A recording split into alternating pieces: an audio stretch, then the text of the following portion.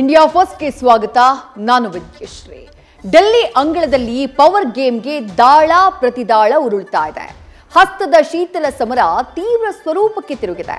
ಖರ್ಗೆ ಜೊತೆಗೆ 45 ನಿಮಿಷ ಸಭೆ ನಡೆದಿದ್ದು ದುಡಿಮೆಗೆ ಪ್ರತಿಫಲ ಕೇಳಿದ್ದಾರೆ.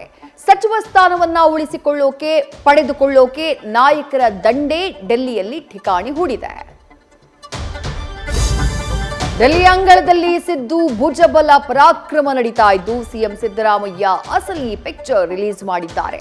ಚಮಕ್ ಕೊಟ್ಟು ರಾಹುಲ್ ಭೇಟಿಯಾಗಿದ್ದ ಸಿಎಂಗೆ ಖರ್ಗೆ ಮೂಲಕ ಡಿಕೆಶಿ ಚೆಕ್ ಮೇಟ್ ಇಟ್ಟಿದ್ದಾರೆ. ಇತ್ತ ಸಿದ್ದು ಪರ ಬೆಂಬಲಿಗರ ಪಡೆ ಧಾವಿಸಿದ್ರೆ ಬಿಜೆಪಿ ಕಲ್ಲೆಸೆದು ಕೆಸರು ಚಿಮ್ಮಿಸಿದೆ. ಕಬ್ಬಿನ ಕಿಚ್ಚಿನ ಬಳಿಕ ಸಿಎಂ ಡೆಲ್ಲಿಗೆ ಬಂದು ಪಿಎಂ ಭೇಟಿಯಾಗಿದ್ದಾರೆ.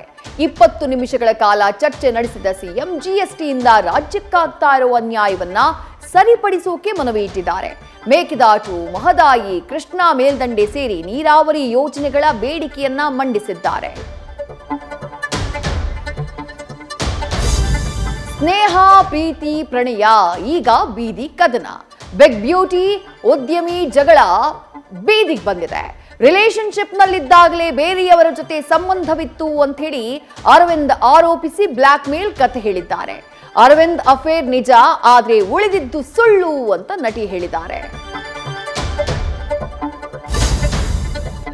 ಇಸ್ಲಾಂನ ಪವಿತ್ರ ಯಾತ್ರೆಗೆ ಹೋದವರು ದುರಂತ ಅಂತ್ಯವನ್ನ ಕಂಡಿದ್ದಾರೆ.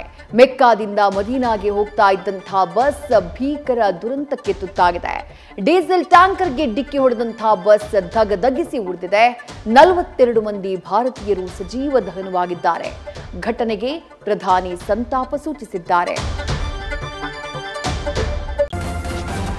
ನ್ಯೂಸ್ ಫಸ್ಟ್ ನಿರ್ಭೀತಿಯಿಂದ ನಿಮ್ಮ ಪರವಾಗಿ.